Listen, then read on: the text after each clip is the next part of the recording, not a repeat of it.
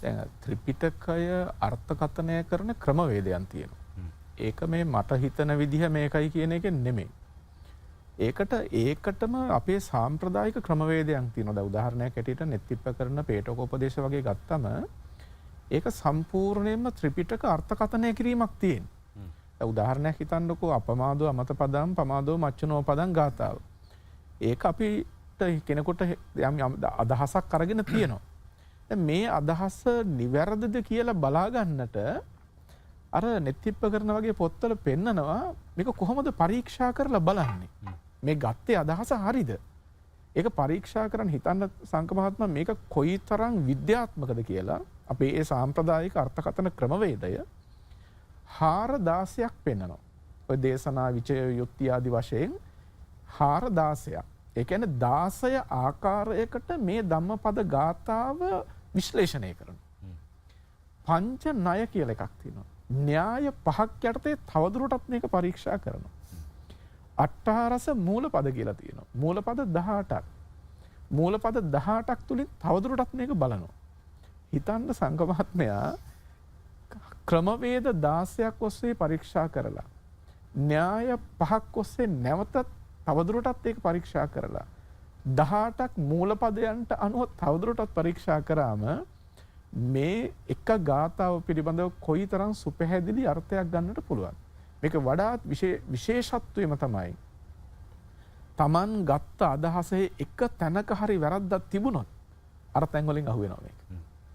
අරවත් එක්ක හරියට ගලපලා බලන්න බෑ. ඒතර මේ සියල්ලත් එක්ක මනාව සුසඳ වෙනවා නම් තමයි ගත්තේ අර්ථය වඩාත් නිවැරදි කියලා කියන්න පුළුවන්කම තියෙන්නේ. දැන් අද ඔය මේක බුදුහාමුදුරු දේශනා කරා නෙමෙයි. මේකෙන් කොටසක් මට හිතනවා මේක අයින් කරොත් හොඳ. ඔය කතා කියන්නේ මොන හාරයට දාලාද? ඒක මන් දන්නේ ඔය කියන අපේ සාම්ප්‍රදායික 416 ඉන්න නෙමෙයි. එයාගේ වෙන මොකක් හරි හාරයක් ඒක. ඊළඟට ඒ කියන පංච ණයවත් ඒ කියන අට්ඨාරස මූල පදවත් නෙමෙයි. ඉතින් අපි විශේෂයෙන්ම දැනගත යුතු දේ තමයි බුද්ධ ශාසනය බුද්ධ ධර්මය අර්ථකථනය කරනවා නම් ඒකට අපිටම ආවේනික ක්‍රමයක් තියෙනවා. ඒවා හරිම විද්‍යාත්මකයි, ඒවා ශාස්ත්‍රීය, ඒවා ධර්මානුකූලයි. දැන් මහා කච්චායන මහරහතන් වහන්සේ තමයි අපිට ඒ ක්‍රමවේද හඳුන්වා දෙන්නේ. නෙත්තිප්ප කරන ක්‍රමවේදේ හඳුන්වා දෙන්නේ මහා කච්චායන මහරහතන් වහන්සේ. උන්වහන්සේගේ ශිෂ්‍යානුශිෂ්‍ය පුත්‍ර පරම්පරාව තමයි රැකගෙන ඉන්නේ. ඉතින් මේ තරම් වටිනා සම්පත් තිබියදී සමහර උදවිය නිකන් හරීම බොළඳ ප්‍රාථමික මට්ටමේ මේවා හරි මේවා වැරදි කියන්න හදන එක මම හිතනවා බුද්ධිමත් ලෝකයට සබුද්ධික සප්‍රාඥ ලෝකයකට නම් ගැලපෙන දේවල් නෙමෙයි. ඒවා ඉතින් අර සමාජ මාධ්‍යයේ මොකක් පළ වුණත් කමක් නැහැ. ඒක හරි කියලා ගන්න ඉන්න ඒ ගැලරිය ඒ මට්ටමේ ගැලරියට හොඳයි. හැබැයි දියුණු සමාජයට බුද්ධිමත් සමාජයට වැදගත් වෙන්නේ වැදගත්ම දේ සංඝ මහත්මයා මම ඔය සඳහන් කළ නෙත්තිප්ප කරන පේටකෝපදේශ වගේ අර්ථකථන කරන පඬිත හාමුදුරනේ අපි මේ වනේ බුද්ධ ශාසනය මේ අපේ විශේෂයෙන් හාමුදුරන්ට උගන්වන්න ඕන. කොහොමද අපි ධර්මයක් විවරණය කරගන්නේ?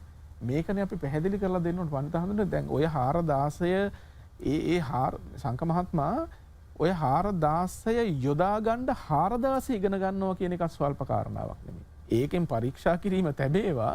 ඒ 416 කියන එකද මහා පුදුමාකාර දැනුමක්, පුදුම අවබෝධයක්. ඉතින් එහෙම ක්‍රමවේදයන් අපිට තියෙනවා. නෝත් වර්තමානයේ ඔය සමාජ මාධ්‍ය වලින් මොකක් හරි එකක් කියලා මේ views ටිකක් වැඩිපුර ගන්න බලාගත්ත පිරිසක් ඉන්නවානේ. අනිත් කාරණාව සමාජයේ එක බොහොම පැහැදිලි දෙයක්. බුද්ධ ශාසනයට විරුද්ධව මොනවා හරි ඔය දෙයක් කියලා නිකන් රැඩිකල් කියලා පෙන්නලා කටයුතු කරාම ඒ අයට යම්කිසි මුදල් ලැබෙන ක්‍රමයකුත් පේනවා වගේ එහෙම එකක් පේන්න තියෙනවා. ඉතින් එතකොට වැඩිපුර මුදලක් උපයව ගන්නත් පුළුවන්.